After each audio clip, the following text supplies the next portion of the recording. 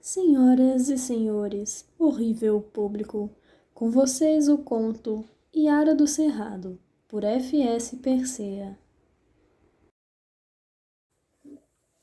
Era o mês de julho e fazia muito frio à noite.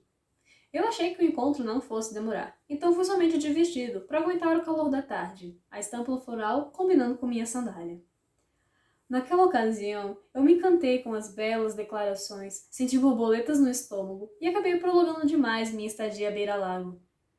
Meus ficantes sempre foram minha derrocada, com sua lábia afiada e tão bem arrumados. Não é que não me tratassem com gentileza, mas eu sempre era a amiga colorida, o estepe entre uma ex-namorada e a próxima. Me atiravam iscas de afeto e eu pescava todas. Quando enfim deu a hora daquele ficante ir embora, ele alegou que morava muito longe e a gasolina estava muito cara. Não teria como me deixar em casa. Eu fui para a parada de ônibus, esperando por uma linha que me deixasse pelo menos perto de casa. Realmente era longe dali. 1 ou 2 ônibus passaram, mas o trajeto levava a destinos diferentes. Por muito tempo esperei, sem que passasse mais nenhum outro carro ou moto na pista. Era noite de lua minguante. O vento gélido soprava vindo do lago e uma espessa neblina começava a se formar perto da vegetação nativa preservada na orla. Corujas piavam e vários insetos rastejavam, revolvendo as folhas secas no chão. Comecei a ficar com muito frio e com medo de estar ali parada. Decidi que seria melhor caminhar até os condomínios do outro lado da ponte, onde eu pelo menos poderia pedir abrigo em alguma guarita. Com os joelhos trêmulos, eu comecei minha caminhada até a ponte. A essa hora, a névoa vindo do lago já havia me alcançado na calçada, e eu tremia de frio, batendo os dentes e me esfregando com as mãos para obter qualquer calor. Finalmente cheguei na ponte, que não oferecia abrigo do vento, mas era iluminada. Logo de início, me deparei com um ninho gigante de aranhas. Suas teias percorriam de um lado a outro e em alguns pontos se concentravam a ponto de escurecer a travessia. Meus pés, por vontade própria, apressaram o passo. Um pedaço de teia que eu não vi se enroscou em meu cabelo. Senti uma das aranhas descendo pelas minhas costas e soltei um grito assustado. Entrei em desespero e procurava a aranha cegamente com as mãos nas costas. Consegui estapear a aranha para longe e sentei um tempo no chão da passarela, recuperando o fôlego e olhando ao redor o tempo todo, com medo de que alguma outra aranha ou outro animal peçonhento viesse em minha direção. O outro lado da ponte ainda estava muito longe, mas era melhor atravessar e procurar abrigo do outro lado. Levantei-me e voltei a tremer de frio. Bom, pelo menos se eu andar, eu vou me esquentar. Eu disse em voz alta, talvez para as aranhas que deviam estar me encarando com seus 4 pares de olhos. Quando eu estava um pouco mais perto do final da ponte, ouvi ao longe o barulho de um carro. À medida que se aproximava, era possível escutar o barulho alto de música. O carro andava devagar e descrevia uma trajetória pouco retilínea. Com certeza o motorista estava bêbado ou muito drogado. Torci para que estivesse com sono ou alterado demais para me notar. Infelizmente, eu estava errada. Havia mais de uma pessoa no carro, e o homem do passageiro me avistou, gritando da pista. E aí, princesa, tá perdida? Eu o ignorei e comecei a apertar o passo, calculando por onde fugir quando eu chegasse no final da ponte. Acho que você se esqueceu qual é o caminho lá para casa, hein? Ele riu zombeteiro, e seu amigo no volante diminuiu a velocidade para acompanhar meu passo. Ei, vai continuar me ignorando? Ah, vai se fuder, babaca! Minha reação foi involuntária. Eu nunca fui de tolerar assédio. Os homens então pararam o carro, e os dois desceram apressadamente vindo em minha direção.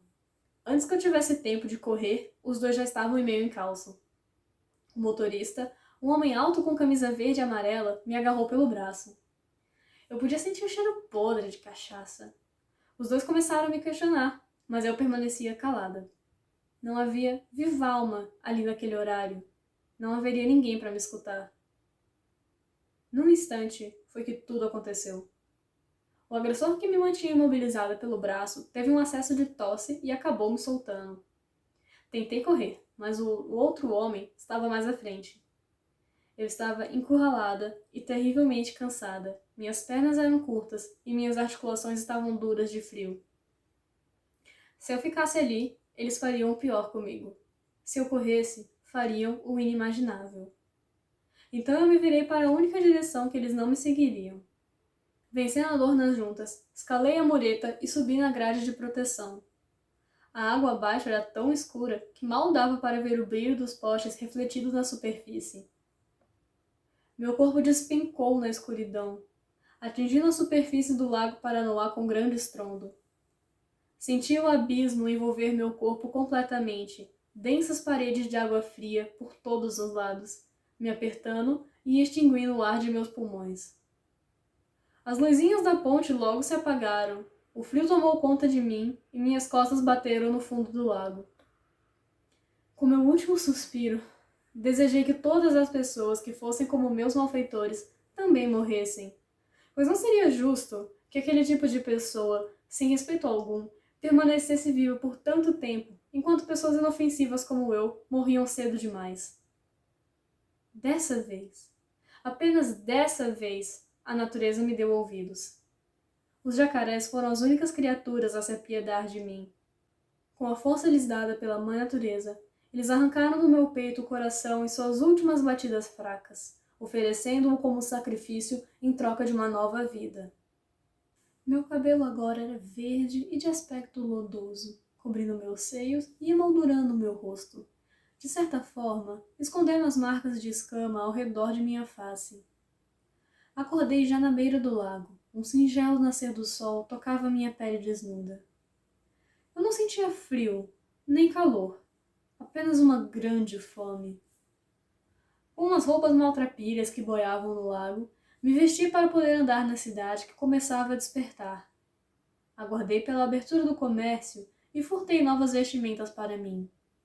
Um vestido de veludo, preto como o fundo do lago que me abençoou, e sapatilhas combinando. Sentei-me num ponto movimentado, assistindo ao burburinho de gente transformar-se em uma babel de gentes, barulhos, carros de som, obras públicas, vendinhas e agentes de fiscalização. Toda pessoa que passava captava um pouco de minha atenção, mas nenhuma ainda havia despertado meu apetite. Eu tinha fome, muita fome, e sabia que apenas a pessoa certa abriria meu apetite. Conversei com um vendedor de bolsas, pois havia gostado de uma. Não portava comigo nenhum documento, mas a combinação ficaria elegante. Encantado pela minha voz, simpatia e boa aparência, ele não hesitou em entregar-me o produto. Eu sorria enquanto caminhava, procurando um lugar mais fresco para me acomodar. Todos olhavam para mim, então comecei a cantarolar uma melodia qualquer e minha voz, mesmo rouca, paralisava quem quer que a escutasse ao passar perto. Cheguei a um café, sentei-me e cumprimentei os atendentes. Um era muito simpático e o outro parecia estar num péssimo dia. Os dois se atabalhoaram com minha presença e eu me diverti escutando todo o cardápio ser oferecido pela segunda vez, até que um homem de terno entrou apressado, mandando que lhe servissem café e uma tapioca no azeite. Minha boca sorriu de orelha a orelha. Salivei e senti cada fibra do meu corpo se aprumar. Aquele era o cara que eu deveria pegar.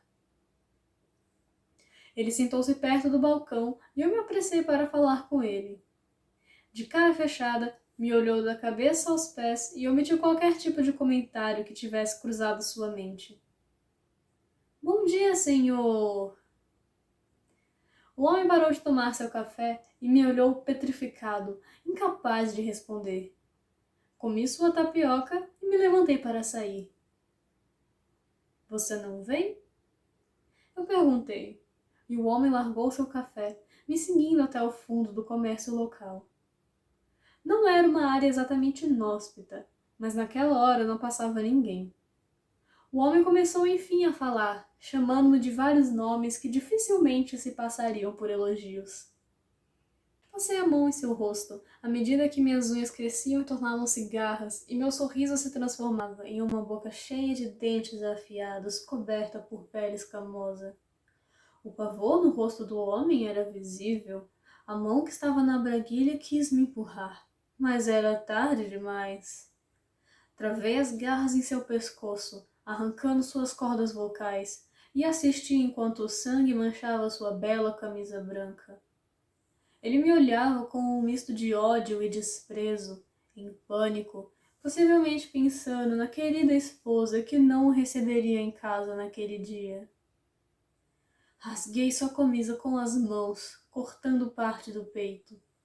Ele engasgava no próprio sangue, debatendo-se idiotamente e protegendo a garganta. Diga adeus às imundícies que você fazia. Com minha bocarra, mordi seu peito, quebrando os ossos da costela e atingindo o coração. Com mais uma mordida, arranquei o órgão para fora do corpo. Pude sentir minha força aumentando. Minha fome estava saciada, e meu corpo, que havia se transformado em escamas, voltou à boa aparência que tinha antes. No fundo do lago jaz Maria, pois eu emergi Yara, batizada pela vingança, abençoada com uma segunda chance, disposta a prevenir que mais meninas e mulheres sofram um destino como o meu. Limpei o sangue no paletó de minha vítima e me arrumei para ir a um clube de alto padrão, frequentado por políticos e grandes empresários. Lá, eu não faria apenas uma simples refeição. Seria um banquete. Muito obrigada pela atenção e bye bye!